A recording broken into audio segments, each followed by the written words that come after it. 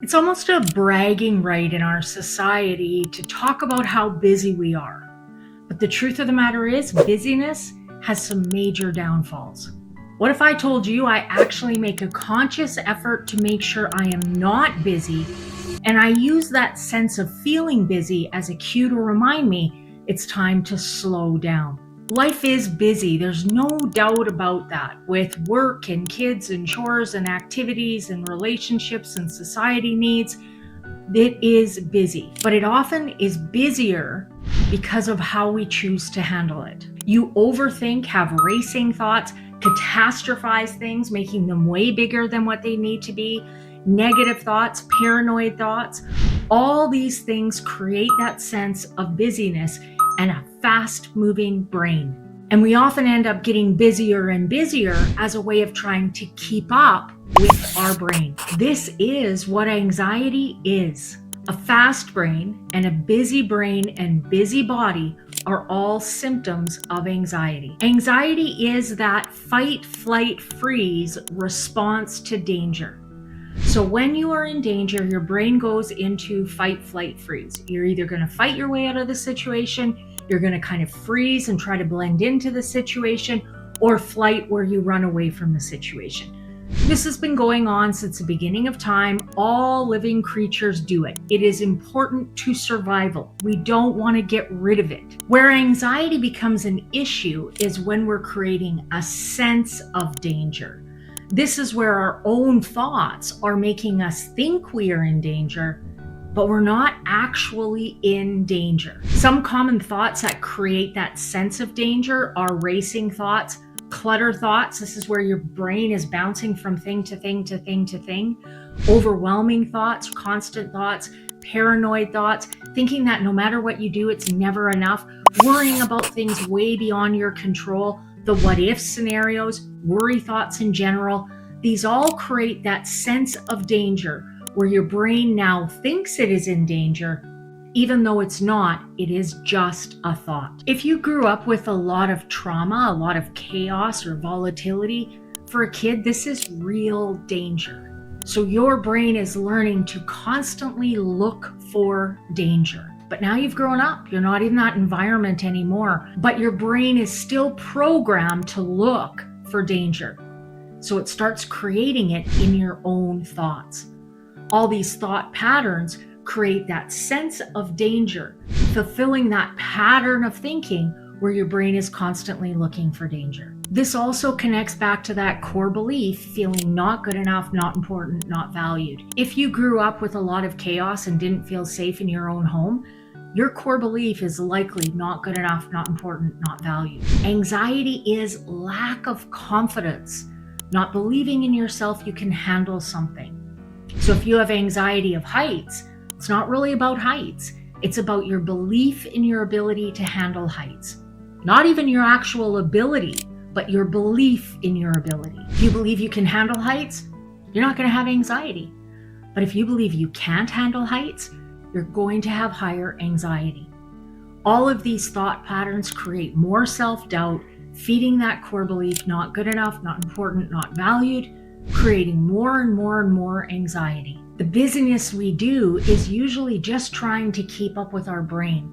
An anxious brain is going really, really fast, and we often try to keep up with our brain. But while we're trying to keep up with our brain, we're also trying to prove to ourselves and to others that we are good enough, important, and valued.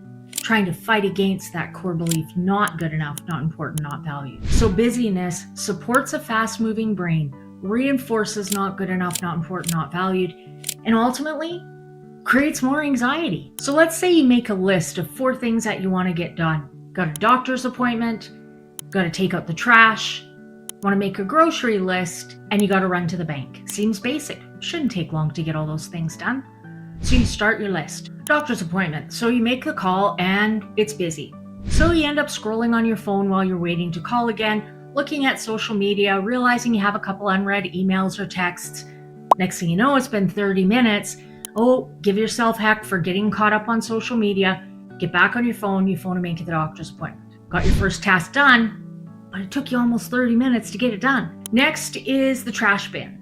But on the way to take the trash, you walk by the bathroom and you realize that the soap dispenser needs to get refilled. As you're refilling the soap dispenser, you remember that the laundry needs to get flipped in the laundry room. So you finish the soap dispenser, run downstairs, get the laundry, and switch the laundry into the dryer.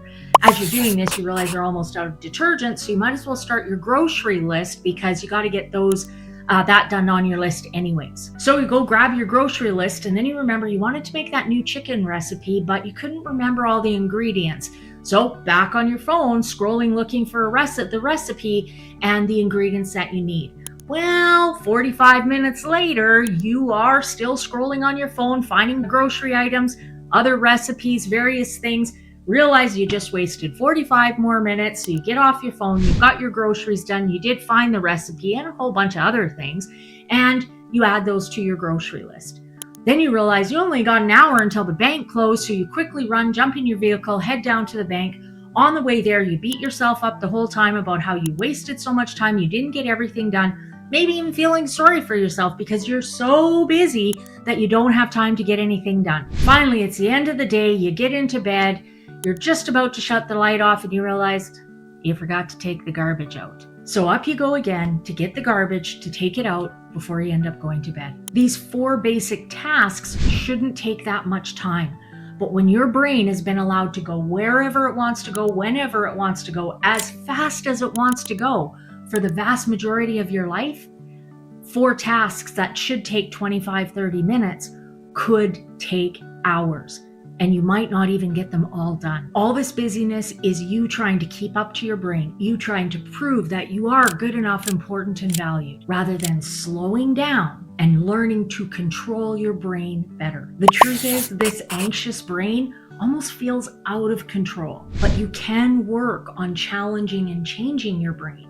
And rather than trying to keep up with your brain, train your brain to slow down. So how do you do this? What do you do? One of the best things you can do is breathe. Breathe helps slow down and reverse that fight, flight, freeze response. So you just want to take a few deep breaths. You don't need to breathe for 5 or 10 minutes. Just even 2 or 3 deep breaths every hour, couple hours is going to make a significant difference in how fast your brain is going to be going by the end of the day. When you're breathing, you want to breathe in through your nose and then breathe out through your mouth. And as you are exhaling, relax your shoulders. Now, there are various breathing techniques that you can use. One of the ones that we talk about is breathe in through your nose and notice that the air feels cool. Then breathe out through your mouth and notice the air feels warm. So now I'm going to say in my head while I'm breathing, in calm, cool, out worry, warm. Thoughts create emotions. So if I'm trying to breathe and I'm thinking about all the things that I have to get done or I'm worrying about things, breathing's not going to be very effective. But if I'm controlling my thoughts and I'm thinking in calm, cool, out worry, warm, the emotions that's going to create is calm, peaceful, content, neutral. Our thoughts create our emotions. Our brain is an amazing thing, but it can only have one conscious thought at a time. Now, it can flip out many, many, many times back and forth, but it can only have one conscious thought. You may have to challenge yourself when you're starting this by pushing that anxious thought away and saying, no, I'm not doing that right now. I'm just focusing on breathing in, calm, cool, breathe out, worry, warm. That's it. Even if it takes you a month to get through this one time, you're finally able to get through it one time. Good for you. Another thing you want to do is work on trying to implement a plan. Remember, anxiety is lack of confidence. If I have a plan in place on how I'm going to handle something, I am going to feel more confident.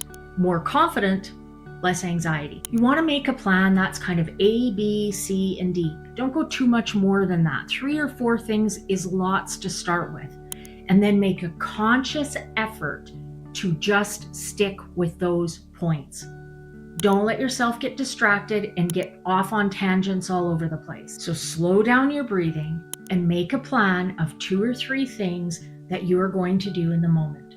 Once you've done that, take a break. Think of some other things you want to do on a plan. You need to make a conscious effort to really work on making that plan and breathing as a way of bringing down your thoughts so your brain isn't racing like crazy. Like I said about the breathing, this takes time. It's taken your entire life to get to where you are right now. That's not going to go away in a few weeks of practice.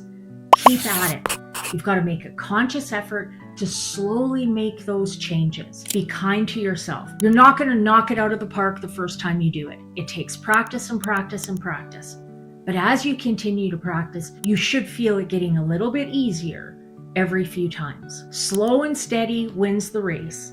And be conscious and be aware. There's a really good chance you're going to fall back into the busy brain. That's just part of what we do. Be aware of that. Catch yourself when you're there and try to bring yourself back to the reality of what you're wanting to really consciously work on. So start small. Breathing, small, make a plan. What are you going to be able to implement today? And how do you focus on continuing that throughout the week? I'm Sabrina Trobak, registered clinical counselor and author of the book Not Good Enough: Understanding Your Core Belief in Anxiety. I hope you enjoyed this video.